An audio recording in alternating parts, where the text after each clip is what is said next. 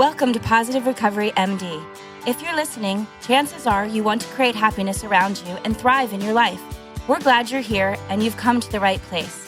This podcast will inspire and motivate you to not merely survive your recovery journey, we'll give you the tools to build or strengthen your foundation to thrive and flourish in your life. Each week, we'll come together as a community to have authentic conversations around addiction, recovery, and what matters.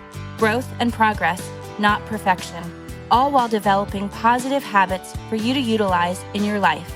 To learn more, please visit positiverecoverymd.com to sign up to receive the daily positive interventions that we'll review, as well as gain access to exclusive Positive Recovery content available only to Positive Recovery MD listeners.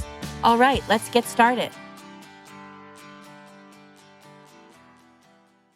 Welcome, boys and girls, ladies and gentlemen, to another installment of Positive Recovery MD with one of your guests, Dr. Jason Powers, joined by Julie DeNova via Zoom. We are all at least 6 feet apart. We're doing it via Zoom, so I think 6 feet underscores how far apart we are. But we've got a great guest today, Lanier Young, who's the executive director of the Wheelhouse. Is that correct, Lanier? Yes.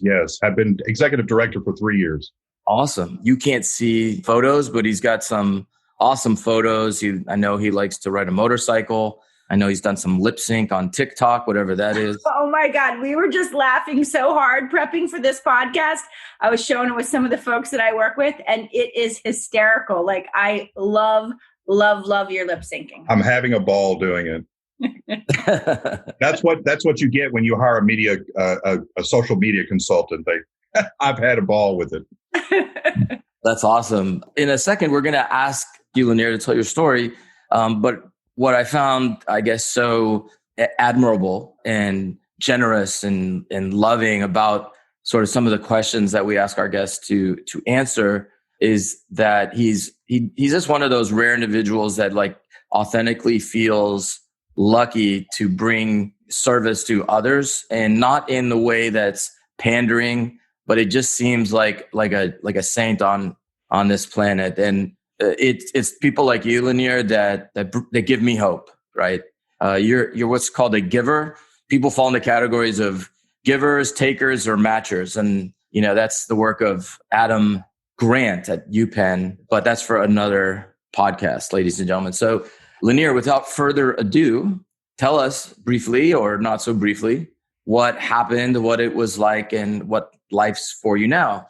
Sure. I am a recovered alcoholic. I've been sober for 11 years. March 24th, 2009 was my sober day. And that was the day that I was brought to the Wheelhouse in Deer Park.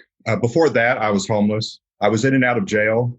I was living in a two-door Pontiac, a 10-year-old two-door Pontiac Grand Prix. And I had been homeless living in that car for about 4 months.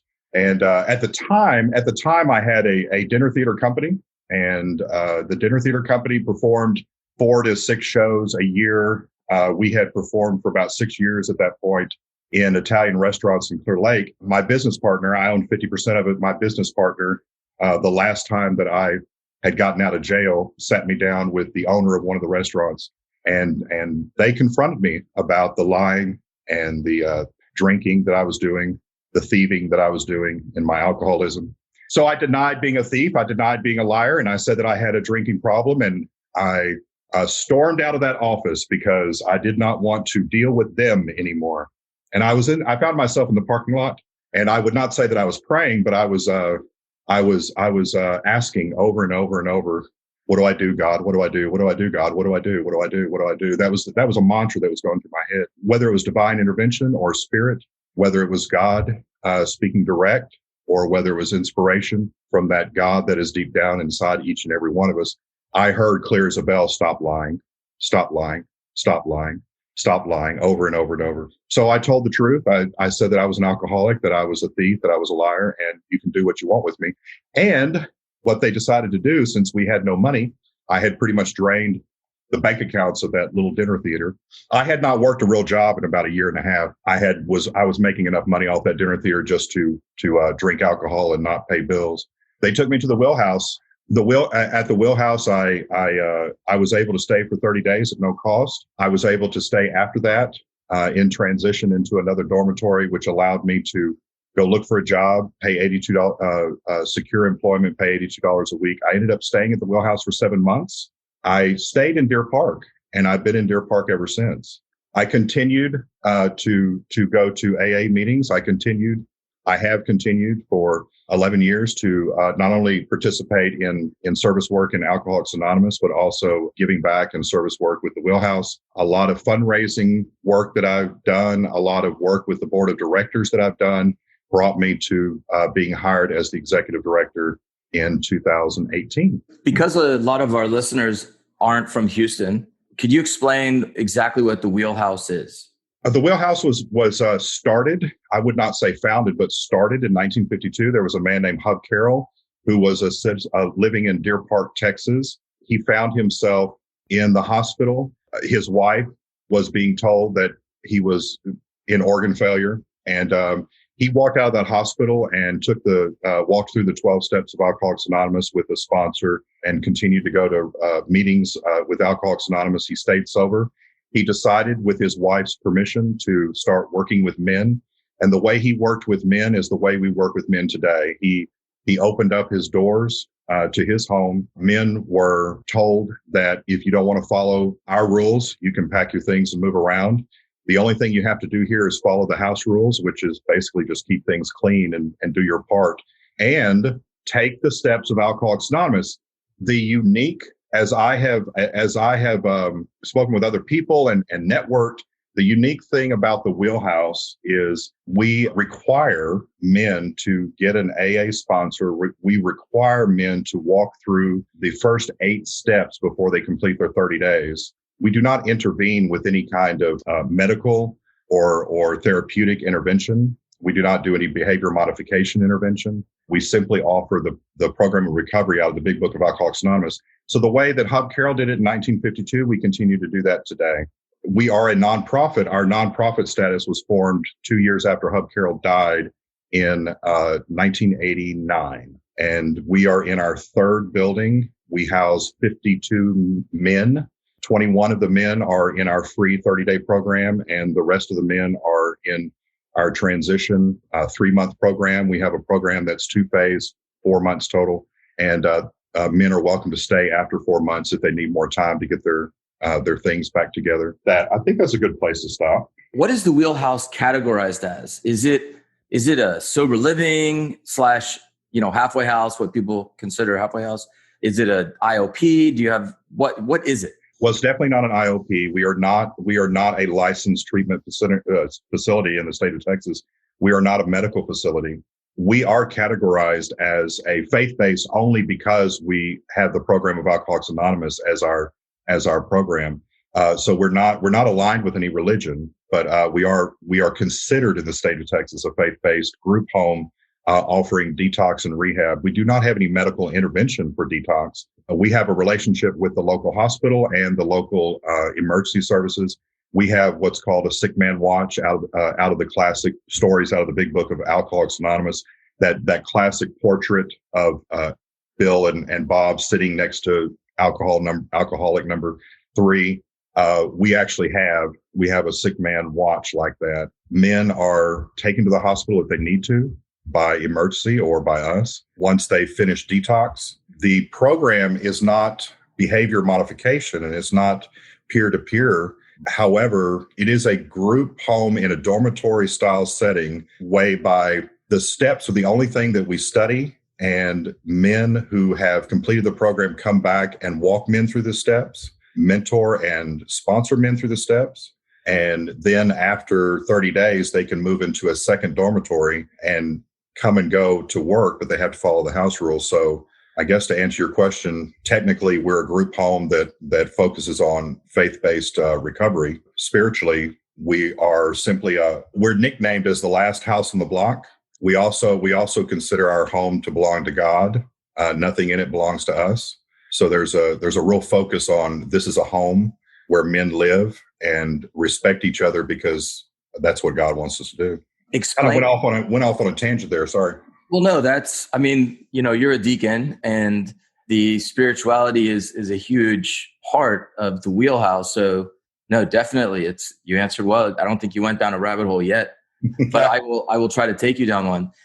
Except explain to the listeners, what is the Sick Man Watch that you alluded to? Yeah. The Sick Man Watch at the Wheelhouse is each man who is a resident in the 30-day dorm takes a 1-hour shift and sits in a chair next to the man without a big book. There's no talking about the program of recovery unless they ask. You have to sit with the man and keep your eyes on him even while he's sleeping. You cannot take your eyes off of him. If we catch you taking your eyes off of him, then you're disciplined or asked to take your things and you can move out. The man is staying on. The sick man is staying in bed, except to go outside and smoke a cigarette or to eat in his bed until he feels well enough to join us. If after 72 hours he's still not well enough to join us, then he's taken to the hospital. So one of your favorite quotes is that God has plenty of money. And I don't know what that means, so enlighten me. My sponsor said that to me early in recovery. And the reason why it's one of my favorite quotes is because when I was walking through the steps of Alcoholics Anonymous while living in the 30-day program at the Wheelhouse, my mind was in the future. How am I going to get a job with no driver's license and no ID? My license has been revoked. I have no car. It's been impounded. I cannot afford to get it out. Even if I were able to afford to get it out, it doesn't have good tires on it and the engine's not running good. My family does not want me to sleep on their couches anymore. How am I going to get my life together? And all of that concern and worry about the future was wrapped around how am I going to get money? And I talked about that a lot with my sponsor, and he repeated over and over, God's got plenty of money. God's got plenty of money. Don't worry about it. He's got plenty of money. That has become a mantra of mine with each step in recovery, not just the steps of AA, but steps in life to build upon what I've accomplished so far, for the future. God's got plenty of money. It doesn't matter. It doesn't matter how much money I have in the bank and whether I'm able to make my bills right now. God's got plenty of money. Right. But can I be devil's advocate just for a sec? I put myself in your shoes then. And my answer would be, because I'm not exactly sure what you mean. I understand what it means. I understand the advice to, stay in the present. I would need money to get my car impounded to go to a job interview. Right. What I'm looking for maybe is some really awesome pearl of wisdom that I'm missing. Certainly we need to plan for the future, but if I'm spending time planning for the future wisely, then I don't need to worry or be concerned about what the future holds if I'm doing what I'm supposed to do. If I am taking care of what's in front of me the way in the way that I think God would have me take care of what's in front of me, be that how I speak to this person, how I take care of paying for this bill, how I deposit my money, how I treat the woman who's standing in line in front of me at the checkout, how I sponsor this man, how I share my experience in the Zoom meeting that I'm in, the podcast that I'm in right now. If I do what I think God would have me do, all of the financial and housing and clothing and all of the things that I need, not necessarily want, but all the things that I need will be taken care of. Perfect. Got it. You hit me with that. Awesome. I like that. What is your favorite color? Blue. What's your favorite word? Service. And what's your least favorite word? Hate. Okay. No, that's good. Which is politically charged right now. Yeah, no kidding. No kidding. What would you be doing for a living if you couldn't be doing this? I would be teaching, but I would not be teaching in the public schools or anything like that. Teaching something like theater or teaching spiritual wellness or mentoring, teaching in some way. What occupation would you least like doing? Outside sales, which is interesting because I'm really good at it. So I'm just asking this in the style of James Lipton. So let's say there's a God and you pass and you're at the gates. What would you want him or her to say to you? What words would you like to hear? As I'm passing the pearly gates? You're at the pearly gates. What would you like God to say to you? What words would you like to hear? You did the best you could, Lanier. Thank you. Thank you for loving my children. Awesome. What revs you up? Seeing positive change happen in someone's life who really didn't think that there was any hope or chance or possibility that they could do anything different other than the bad or wrong or dead end things that they were currently doing or had been doing. To see change. I love sponsoring in AA. I love mentoring in the Wheelhouse. I absolutely get so blown. I'm so blown away whenever I see a man and or work with a man, mentor or sponsor a man who comes in with nothing, and they're walking through the same things that I walked through when I sobered up, and they don't see how they're going to pay the IRS back. They don't see how they're going to get a car. And 3 years later, they're married with a child, and we're taking a cruise together just to hang out. That just blows me away, that kind of stuff. I totally agree. When I was practicing medicine for a few years, I never felt as rewarded as I did once I started practicing addiction medicine. I mean, it's not even close. It's so rewarding. Now, there are not great outcomes in some cases, and it can be frustrating at times. But when you just said that story, I was thinking of a lot of patients like Julie and I've treated. When we see them 3 years later, we're not taking a cruise with them, but a lot of times I don't recognize them. I mean, that's how much the change is. And these are not like 8-year-olds you see in their adulthood. I mean, these are just like adults 3 years later. It's weird how it's hard to recognize some of them. It's the transformation can be like pretty outstanding. And so, Lanier, I know that like kind of where, what we're talking about has been all really serious stuff. And it is serious when someone gets to the Wheelhouse and they're on your couch or they're in the sick bed area and they're kind of getting their, they feel like it's the last house on the block. Maybe they feel kind of doomed or whatever. It sounds that way as we're talking, but I've been over at the Wheelhouse and I see so many men that are just like smiling ear to ear, and the life that they're experiencing now, like, I've heard them describe it as, I feel so much freedom. I feel so at peace.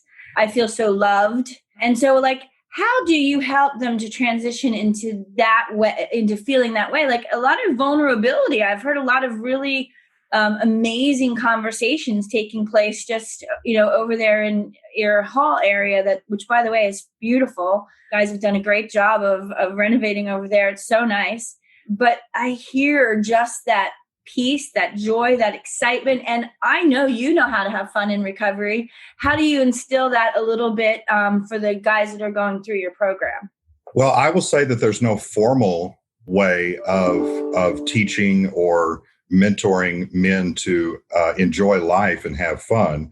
The fun that we have at the Wheelhouse amongst those of us who have been sober and clean, who have been at the Wheelhouse, through the Wheelhouse, living there, have left the Wheelhouse, keep coming back and share with the men and work with the men and sponsor the men and invite them on fishing trips and invite them over to their house to hang out. Every Tuesday night, I have a dinner here at my house for my sponsoree family. That is something that happens often we call ourselves Wheelheads. It's a nickname that we've given ourselves. What happens with Wheelheads is because we keep coming back, just show up once a week or 3 or 4 times a week and hang out. The fellowship is created amongst us. The camaraderie happens amongst men who are doing the right thing with each other and with the community and with their family. And so fun things start happening. So to answer your question, how do you instill that? I will say to that question, something that I say often to the men who are in the 30-day house.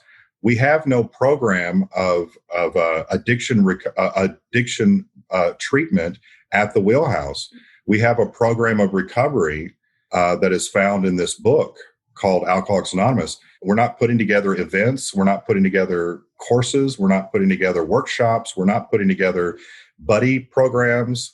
We're simply focused on spiritually what the steps talk about. The steps in Alcoholics Anonymous, we have recognized for years, have nothing to do with treating addiction to alcohol. The only thing the steps have to do with getting it into right relationship with your fellows, your community, the people around you, getting into right relationships with others, and yes, sir, getting into right relationships with some power that is greater than yourself. And so we're not afraid to talk about God, and we're not afraid to talk about people we don't like and people we love, and just get all that out on the table, because we know that is the only path to true happiness and freedom. And so as a result, really cool, great things happen. There's a part in the Big Book that talks about some outsiders would be shocked by the levity of the terrible things that we've done, but underneath it is a deadly earnestness, right? And that's what you're seeing at the Wheelhouse. You're seeing men experience that program of recovery whereby we can laugh at the thieving and stealing and lying we've done because we absolutely know that we have to work through those, make amends for those things, get into right relationship with the people we've harmed and with those people who are currently in our lives so that we can be happy, joyous, and free. Yeah. And I joke a lot, but AA is the only place where you can laugh at a failed suicide attempt. Right. And, right. When people that aren't, like dialed in or aware of kind of what happens, it might seem like it's almost cruel, but it's the way we support each other. And the thing is, like, if it's not funny, it's really sad. And that's harsh in a way. When Julie mentioned like how you guys did it, that sense of levity and fun. And Julie made me think like we have it scheduled from 4 to 5 every day. And maybe we should do that because we say, okay, 4 to 5, all you guys have fun. And it just doesn't work. So maybe we should like lighten up a little bit on our perspective. At the Wheelhouse, part of our house rules, we have 6 pages of house rules that have to be read out loud every day at 9:00. And what I get a kick out of is one of the house rules is no music. Another house rule is no working out. Another house rule is no having fun. And these are house rules that have organically happened, not by any supervisor who has decided it is in our best interest to put this into a policy and procedure. These are handwritten pages that the men come up with themselves. We have a lot of fun, and we have music every now and then, and we have singing, and we don't have a workout room, but guys are working out every now and then. I just get a kick out of that. We have a lot of fun at the Wheelhouse, but it's not scheduled. And I don't have scheduled fun either. I'm not sure where that's coming from, but all of a sudden I'm racking my brain trying to figure out where do I have fun on my schedule. But I know that, even talking about, kind of your strengths and kind of what you bring to the table kind of leads us into our positive intervention. And at Positive Recovery, we are a treatment program, as you know, and we focus on the science of happiness or positive psychology, like some would say. And we really focus a lot on character strengths, which today's positive intervention is all about. Dr. Powers, you want to share a little bit about character strengths before we dive right in? Sure. So, by the way, this fascinates me. I didn't read all of it, but I read most of what you sent me on this. This is really cool. Cool. I'm glad you like it. We're going to send you the book. It's got a positive intervention to do every day. It starts off with a quote, like a lot of the books that you're aware of, 24 hours a day and so on and so forth. And so there's a little bit of body and text setting up the activity that's meant to enhance your life in one of 5 areas: positivity or engagement, relationship, meaning, or achievement. And spirituality is in the meaning and purpose section. Although there is so much overlap because everything's everything. But in terms of strengths, when the founders of positive psychology set out to have a field, a scientific field, they had to measure something. They're like, okay, this isn't going to work unless we have something that we can actually validate and measure. And they scoured all the literature from the beginning of time, from the very first, I forgot what that thing is that they found. The French under Napoleon were ransacking Egypt. They found this like hieroglyph. So like starting there to the Hammurabi Code, which is the samurai code, to the Old Testament, the New Testament, Cat in the Hat, right? They looked at Dr. Seuss stuff. They looked at the Klingon Empire. Nothing was spared. They wanted to make sure that they found 24 character strengths or something to that effect enough. It just so happened there were 24 character strengths that were valued for in and of themselves by every culture across time.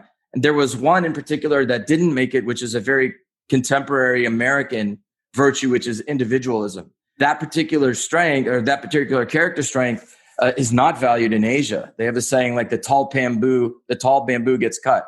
And that is, if you like bring attention to yourself the way we do, like look at my number, I'm a bad dude, like that brings shame on your family. So they made sure that the character strengths were human and universal. Right. And so they found them, and the 24 strengths seem to cluster under different virtues. So you got like a virtue and several strengths under that. It's not evenly distributed. Yeah. So that's just kind of what we found. And when we asked people to take this validated survey called the VIA, which I'm not sure if we pointed you in the right direction to take prior to doing this, being a strength detective. No, you. Okay. I have not. Well, I'm looking forward to doing that, and I'm also looking forward to reading the entire work, because we do have an opportunity after a certain point, after 60 days, we do have an opportunity for men who are residents to look at church, to look at other PTSD treatment and recovery and support meetings other than 12-step meetings. So I'm looking forward to diving into this. Sweet. Mm-hmm. So you could take that strength survey called the VIA, VIA. Mm-hmm. It's free. You just Google it. You could take it at the VIA website or at the UPenn website, but also the directions to take it are on one of these pages early on. Are we going to discuss these virtues? Because that's fascinating to me, really. Well, we'll go over the positive intervention, and you probably, like a lot of listeners, haven't taken the VIA. So I'm interested to see like what your perspective was on what you spotted, because while they're 24 universal human character strengths and they have certain names, I'm not as much a stickler when talking to people about strengths, because, somebody might use the word optimism for hope, and they're fine. They're synonymous. In fact, they're interchangeable. And anyway, so yeah, like Julie, let's you want to kick us off and doing it? Dive right in. Okay. So I'll open with a quote by Albert Einstein. Everyone is a genius. But if you judge a fish on its ability to climb a tree, it will spend its whole life believing that it is stupid. There are many types of intelligence. IQ measures only one. Einstein's quote recognizes that every single person has a gift. It might not be readily obvious, but it's in there. Unfortunately, the human brain is magnificently designed to recognize what's lacking, the bad, the negative, and the out of bounds. Brains react more strongly to negative than positive stimuli, and people remember negative events more than positive ones. While bad is like Velcro, good is like Teflon. What are people to do? It's simple. Counteract the negativity bias by searching for the gold in yourself and in others. And so the whole time you were talking, Lanier, like I was seeing a lot of gold in when you were talking. I saw love, I saw kindness, I saw social intelligence, I saw a lot of things. And I'm sure Dr. Powers would probably have different ones that he was spotting in you. And so the positive intervention for today was to become a strengths detective. So search for your and others' strengths all day long. How many can you spot? Remind yourself of Einstein's wisdom. Many uses of strength, like intelligence, reveal themselves in different ways. Keep a keen eye like Sherlock Holmes, who was masterful at putting himself in other people's shoes. Use curiosity today as you look for any and all use of strength. Just for fun, keep track of the number of times you notice yourself using your character strengths and others using theirs. Mm-hmm. So I definitely was doing this today, even on this podcast, but also like from the start of my day and throughout. And so here at our center, I often see creativity, people looking for different ways of doing things, thinking outside of the box. I see humor. I know we were, like I said, before we started, I had tears coming down my face watching your lip sync dash cam. And just, so I know that you probably use humor a lot yourself.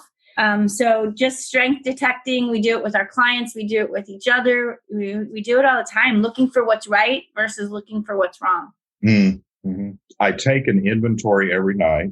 And with that inventory, as is suggested in the book Alcoholics Anonymous, there's a means to walk through. Have I given all that I can and could to the stream of life? Have I been someone who has done for others, or have I spent most of the day thinking only of myself? So walking through this inventory every night reminds me, and there may be days and weeks that I did not do it in the last 11 years, but doing this on a regular basis every night kickstarts me to begin the next day. Am I doing what I can to be of maximum help and service to that person who's in front of me? And that has caused me to see where I am thinking, even at 11 years sober, doing a quote unquote spiritual program, right? Going to, you mentioned diaconate. This has nothing, a deacon. This has nothing to do with the Wheelhouse, but going to seminary school and studying all these spiritual and faith-based concepts and ways of living, I still find that I'm thinking about myself most of the day and not looking at like you're saying, looking at what it is that is so beautiful in this person in front of me. I agree with the earlier part of that quote that our brain is wired to see the negative. Why is that? It's a survival tool, because think about it. It's called negativity bias. If you're a fish swimming in the sea and you see a smaller fish or something else that you want to eat, and if all you focused on was getting your next meal, the gain, the positive, you're going to miss the rustling in the bushes or whatever's down there, and you're going to get eaten. But if the brain is very attuned to threats, negativity, right, then you're going to protect yourself. Now, when life was precarious, that was a very useful survival tool. But we're not on a daily basis getting bombarded with threats for life. So it's outlived its usefulness, but we put people in brain scans and we show a happy face and they're like, yeah, I really like that. But their brain barely makes a blip. Yeah. Angry face, it's like, I get it. You'll remember the negative more than you'll remember the positive. Yeah. So that's why. Yeah, it's like on a performance evaluation. If your boss tells you, one thing that you can improve and 25 things that you're doing well, you will not remember most of the 25 things, but you will definitely remember the one thing that you can improve upon. Julie, did you say that you practiced that today? Yes. But is it not exhausting to constantly look for the positive in other people? Actually, when I do that consciously, mm-hmm. It reminds me that most of the people around me are doing the absolute best that they can possibly be doing in that moment. And it creates an opportunity for me to engage with them in a way that would be different if I was just going about my business, rushing from one thing to the next, mm-hmm. when I'm looking for the good in someone else. I hear you. The reason why I use those words, isn't it exhausting, is anything challenging is exhausting.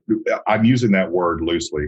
Anything challenging. And when it comes to focusing on doing the right thing, doing what I think is the best for this person, doing what I think God would have me do, it takes a lot more energy than to think about what I want to do right now. For me, what I've noticed too is that when I start doing that, particularly with our clients who are really struggling to remember something good about themselves or to even be able to self-identify what their strengths are, it helps them to begin to see themselves in a different way. And for me, that's giving, right? When someone starts seeing themselves in a different way, I love that part of it.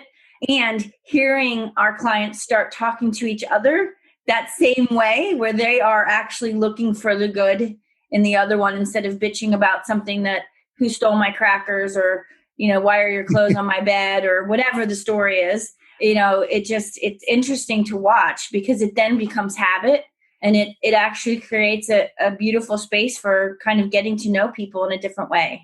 One of my favorite things that my sponsor used to, and I use this with my sponsees, you are a whole and loved child of God.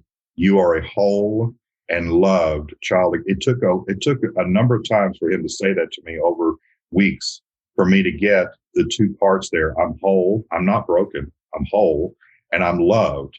I'm not going to be unacceptable when and if I do this step work, which I know nothing about, to approach my loved ones to try to get back into relationship with them, much less God. That I'm loved already, regardless. I'm whole and I'm loved. What is that we hear in rooms of Alcoholics Anonymous? We're not sick people. We've just done some sick things. We're not broken people. We've just done some broken things. We're not evil. We're not bad. We've just done some bad things. Just done some bad things under the influence, under the addiction of alcohol and drugs. We're not evil or bad people. Definitely not. Dr. Powers, when you were doing this positive intervention, who was reaping the benefits today of you strength spotting? Yeah, so I did it earlier in the week, and it was like a really easy day in terms of like interpersonal dynamics. There's people that challenge you at, work, home, and and in the world at large. And I find that when I'm focusing on their strengths, I am not at all like triggered by, the same thing that might be rude or impatient.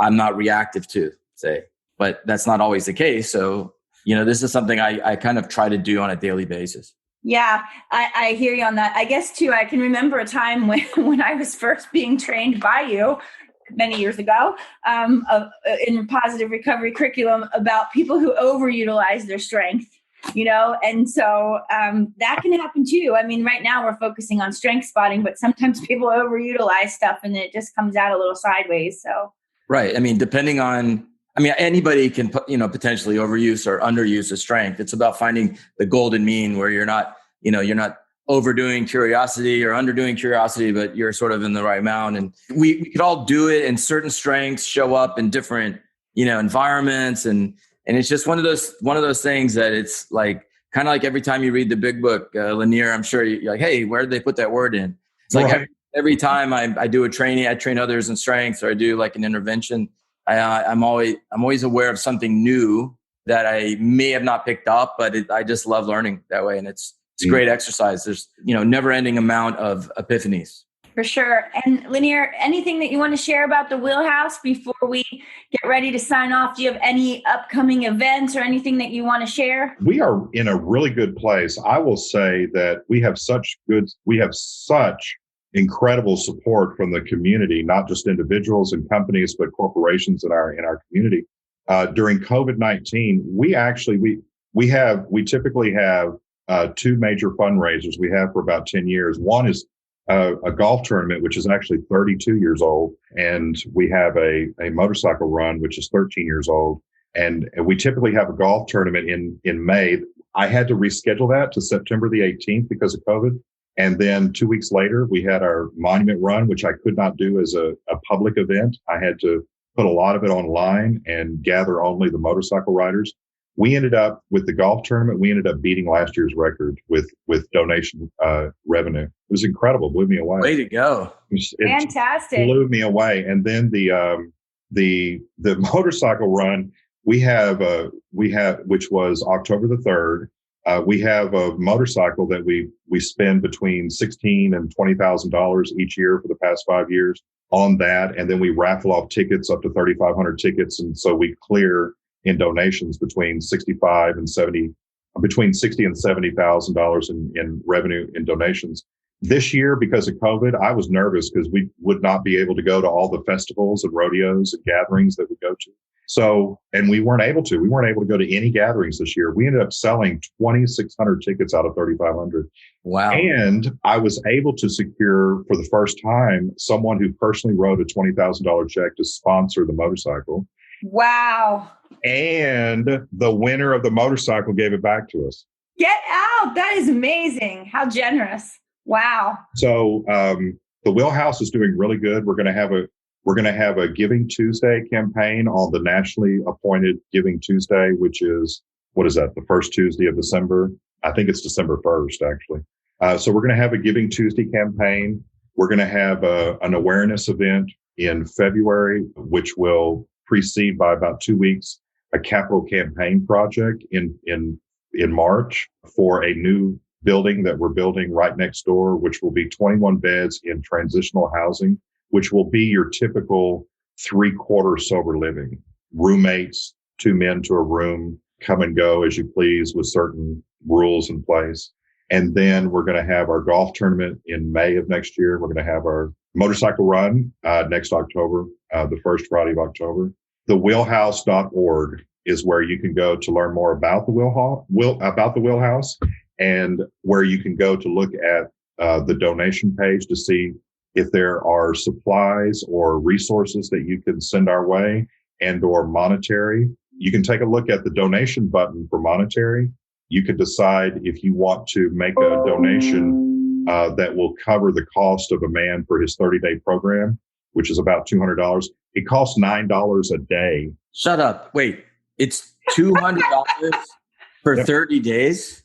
Yep. Wow. We eat beans and rice once a day for one of our 3 meals. Wait, do you make them do that while they read the house rules aloud? Because that would be cruel and unusual punishment. For 52 men, we have an operating budget of a little over $300,000 a year. Awesome. Yeah, we have a very conservative board of directors, and we have a very generous community. Are you a fan of Blazing Saddles? Love it. What's going on? Oh, the campfire scene. Yes. In fact, I was watching that just this past week. Just for the record, I would ban bean eating if I lived with that many men. It's a running joke in the Wheelhouse.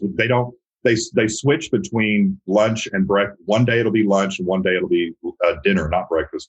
And so when they have beans and rice for dinner at 5:00, they're allowed to go do their after 5:00. They're allowed to go take their shower and take a nap. So when men lay down for a nap, within 1 hour of eating their beans and rice, yeah, it's pretty bad in a dormitory. Yeah. Oh my God. Oh my goodness. Well, all I can say is that I really appreciate the work that you do for the men in our community. I know that you're making a difference, and I know how important that is for the men that you're helping. So thank you so much. Julie, are you the reason why I was invited to do this?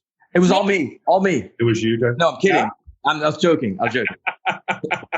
If it was a good outcome, I'd invited you. Was it you, Julie, or Christine? Yeah. Christina invited you because I asked her to take care of it for us, and I thought it was grateful. You, right? Yeah, it's me. Okay. All right. Yeah. So I told Julie to do it. We have so much fun together, but we really have enjoyed having you. Thank you so much, and I hope to see you soon. Thank you, Julie. Thank you, Doctor. Thank you so much. Lanier Young, Executive Director of the Wheelhouse. We're signing off until next time. Adios, everybody. Thank you for listening to this episode of Positive Recovery MD. Don't forget to visit positiverecoverymd.com to sign up to get your daily positive intervention sent straight to your inbox. Be sure to subscribe to Positive Recovery MD on Apple Podcasts or wherever you listen to your podcast to receive an automatic download when a new episode drops. And as always, if you or someone you know needs help, visit positiverecovery.com or call 877-4SOBRIETY, which is 877-476-2743. We are here to help.